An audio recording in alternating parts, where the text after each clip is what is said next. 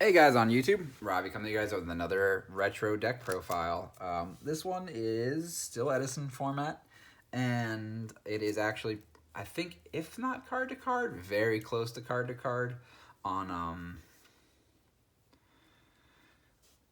Billy Break's Shonen Jump deck. It's a Rescue Cat deck, but it plays 3 Doomcaliber Knights. This card's insane. I've actually profiled this deck on my channel before, and it was really high rarity, but that was a long time ago. This is a low rarity version, so we'll just get into it. I'll just ignore Doomcal for now, because the card's really good, and it just, it stops flip effect monsters in the format, which there's a good number. So Rescue Cat, Monk, it just gets you Rescue Cat, honestly, so we can just ignore Monk for now. We have the 1 cat, and you have a lot of options here. I have Dark Panther as an option just because you can make 6s with it. You can copy things like Judgment Dragon or Bryonics that are left on the field and do some absolute nutty stuff. It's another dark for Dark Arms because this deck does kind of play a few number of darks, but not too many. So I thought I would include it in.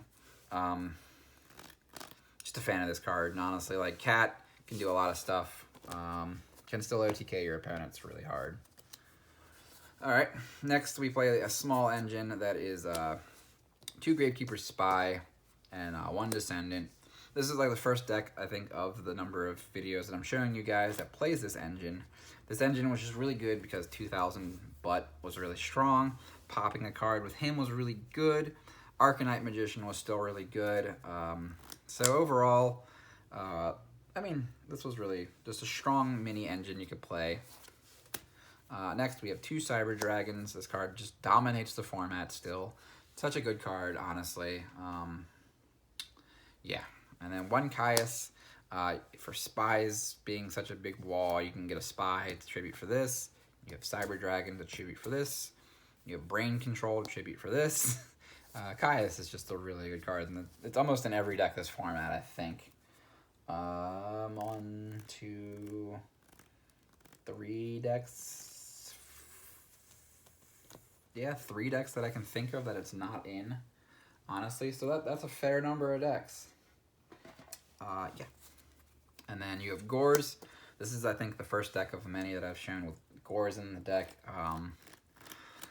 Gores was such a powerful card back then, and like it's been powerful since it came out, in my opinion, until it finally faded out in like what, 2012 era? 2013 is when I think this card finally faded out entirely. Yeah, this card was just OP. It was amazing. I don't know. Gores was nice. Then you have your boss, Dark Arm Dragon. Yeah, this card's nice. And then we have 1 Gale. It gets around Stardust, which is like a big problem, like I talked about in the Quick Draw Dandy Warrior deck. And it also can just be something you can synchro with. And there's some other cards in the deck that I'll show you why in a minute. And then you have the 1 Sangan. Sangan searches for Monk and Cat on its own, or Spy if you need the Spy. So it can get, and Gale. So Sangan can get you a lot in this deck as well. Now for the spells, we have our staple couple, Double Book, MST, Brain Control.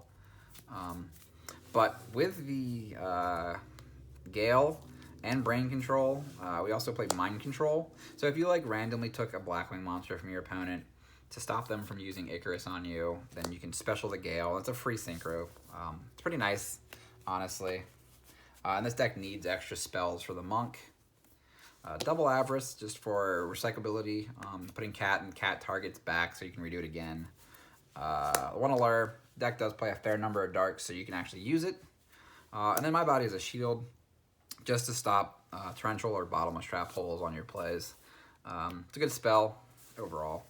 Now this deck does play traps, and it actually plays just like the staple traps. So Dust Shoot, Solemn, Torrential, Mirror Force, Starlight Road, Double Bottomless, Double D Prison. This was almost the staple in a lot of decks just because it did a lot of things that was needed during the format.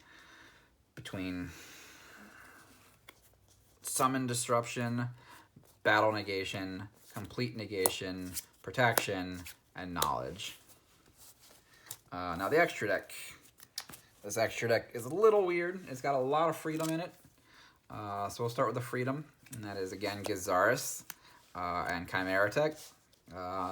Seeing Gizaris in the extra deck was kind of a weird thing in 2009, early 2010 for a hot while, just because of how much like the Glad Beast matchup sucked, and you had Goyo, Brain Control, and Mind Control in this deck. So yeah, it was cool. And then we do, in fact, play Armor Master and Armed Wing in my build, just because there's enough space, more or less, that you can take something and make one of these with the Gale. And then we have the 5s, which Cat can make on its own. A lot of the times, you would just, sometimes, if you had no better play, turn one Cat into Android, gain some life, made your Pot of Abras almost live right away. It was just strong.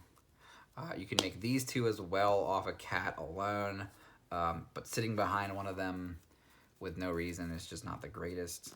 And then with Monk and Cat, you can make any of the 7s, which are these 3 right here. It could also have made Mistworm, but I don't believe Mistworm was out yet. That might have been later that I'm thinking. Or if it was out...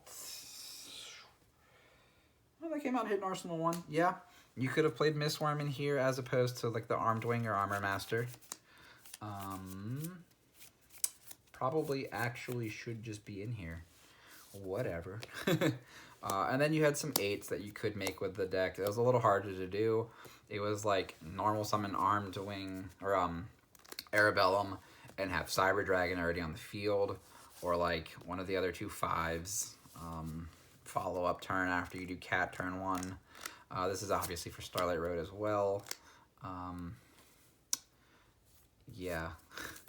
So, or again, Goyo, take something, 4-star. There you go. Yeah, that is a pretty close to, if not the same build as Billy Break's Caliber Cat deck profile. So yeah, I hope you guys enjoy, and keep watching this series / like deck profiles, and I'll catch you guys later. Bye.